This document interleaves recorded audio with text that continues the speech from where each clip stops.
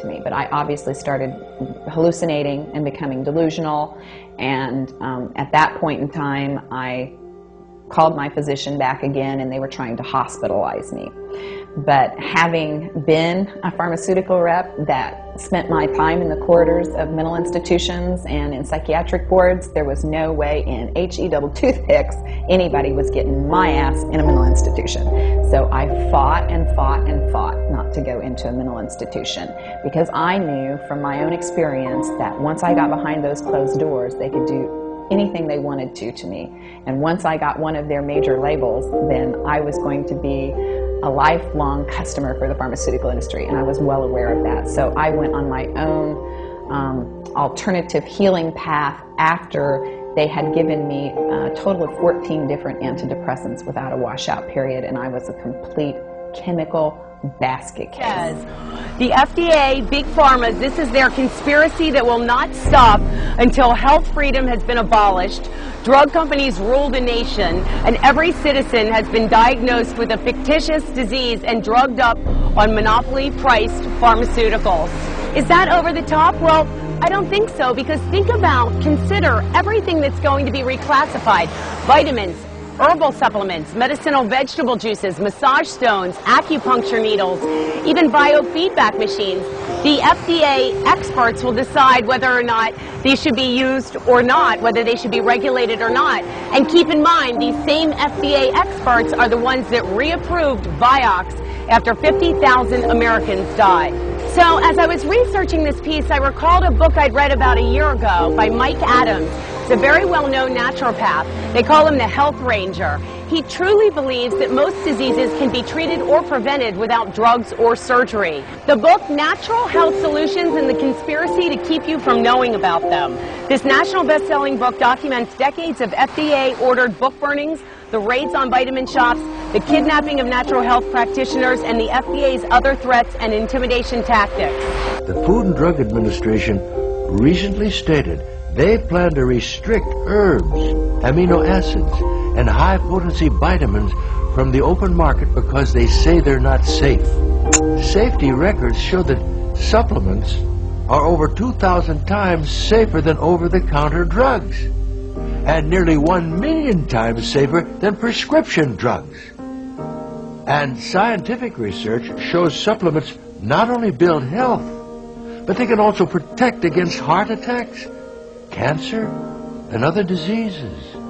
Clinically significant nutrients are now illegal in the way that heroin is illegal. Not available with a prescription. Illegal. Every animal used for food on the planet, whether it has fins, feet, or feathers, every animal on the planet must be treated with subclinical antibiotics. Must be treated with subclinical antibiotics, and must be treated with exogenous growth hormones. Codex requires, mandates that all food be irradiated unless it's eaten locally and raw. All food, including organic food, of course. So is it organic afterwards? Go to Codex Alimentarius, do a Google search, and look, there are drop-down menus at the top of the official Codex page. Look at the toxins and the veterinary chemicals and the levels that are set. They are terrifying. In 2001, 176 countries, including the United States, got together and they said there are 12 really bad organic chemicals. They're called POPs, persistent organic pollutants. There are a lot of them, but there are 12 that are so bad that nobody could disagree that those 12 POPs had to be banned worldwide. Codex has brought back seven of the 9 forbidden POPs that 176 countries banned worldwide. Dieldrin, aldrin, hexachlorobenzene. And the food that is imported from other countries that contains these substances cannot be stopped at our borders, because otherwise it would be, God forbid, a trade violation. That's how Codex works. Tube of toothpaste. It says drug facts. I know it's a drug. If I were to give it to you, it'd have to be a prescription. That's for swallowing. When it comes to toothpaste, it also says don't swallow.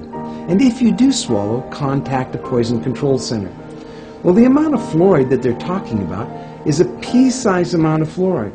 You probably don't see that in advertisements, a pea-sized amount of fluoride. Usually when I see an advertisement, it looks more like a Dairy Queen ice cream cone. That amount is 1/4 milligram of fluoride. Well, that's the same amount of fluoride as what we find in 8 ounces of water. 1/4 milligram of fluoride, 1/4 milligram of fluoride.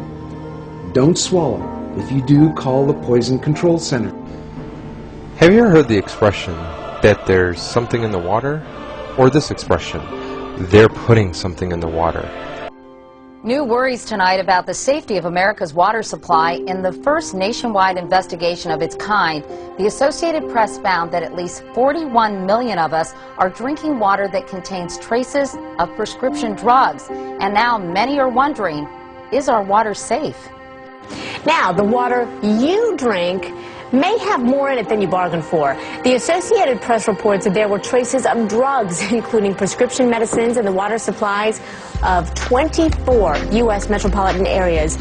They include anticonvulsants, mood stabilizers, sex hormones, and prescription drugs and over-the-counter pain medications. In Philadelphia, in fact, the AP says tests showed the presence of 56 drugs, including the antibiotics amoxicillin and tetracycline. Caffeine and codeine were among 7 drugs found in northern New Jersey water, and in Washington, water contains, among other things, small amounts of the painkillers ibuprofen and naproxen. A shocking Associated Press investigation found various pharmaceuticals in the drinking supplies of at least 41 million Americans. Tainted water was found from New Jersey to California. That these people that dump this AIDS-tainted blood in foreign countries who kill children have not been taken to task in the United States? It's worse than that. The U.S. government allowed it to happen. The FDA allowed this to happen. And now the government is completely looking the other way. Thousands of innocent hemophiliacs have died from the AIDS virus. And not only they're dying, their family members are dying.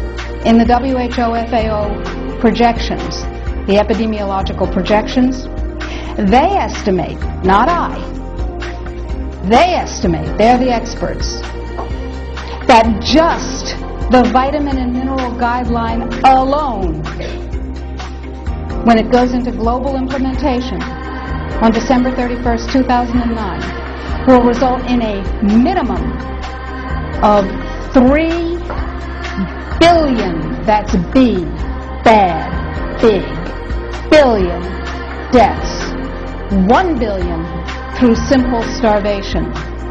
Those folks who die are not particularly economically successful from the point of view of the corporations, but the next 2 billion, they will die from the preventable diseases of undernutrition. Who will live? Probably those people who are wealthy enough and powerful enough to have their own pushers of clean food and nutrients. That's who will live. You and I? Probably not. Our children? Probably not.